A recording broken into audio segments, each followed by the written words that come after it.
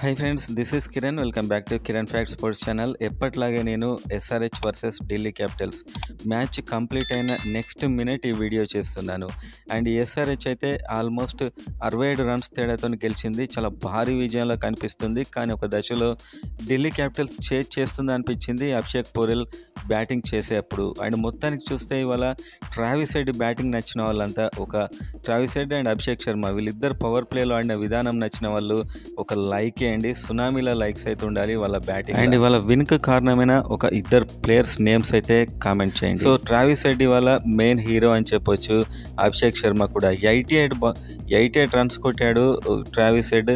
And 32 బాల్స్లోనే 89 runs and 6 సిక్స్లు 11 ఫోర్లు. అభిషేక్ శర్మ అయితే చెలరేగాడు, 46 రన్స్ 12 బాల్స్.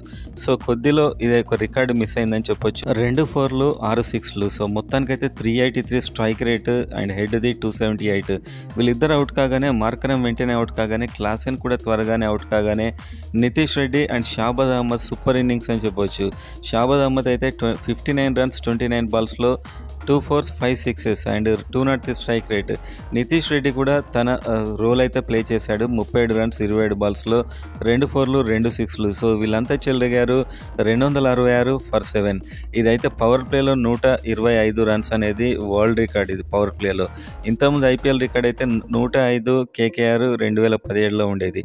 సో ఇంత భారీ టోటల్ వాళ్ళు ఏం చేస్తారని యథావిధిగా అనుకున్నాం. కాకపోతే పృథ్వీ షా వరుసగా 4 ఫోర్లు కొట్టాడు అండ్ వెంటనే అవుట్ అయ్యాడు.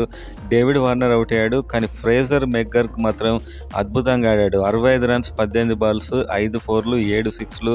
అభిషేక్ పోరెల్ కూడా చెలరేగాడు. ఒక దశలో వీళ్ళ రన్ రేట్ 16 అండ్ రిక్వైర్డ్ 11 కూడా వచ్చింది, 11.8 వరకు.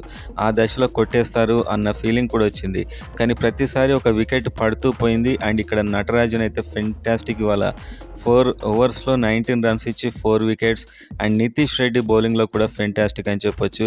2.1 ఓవర్లో 17 రన్స్ ఇచ్చి 2 wickets. Pat Cummins and Bhuvneshwar Kumar వీళ్ళంతా కూడా చెలరేగారు. ఒక వాషింగ్టన్ సుందర్ మాత్రం చాలా ధారాళంగా రన్స్ ఇచ్చాడు.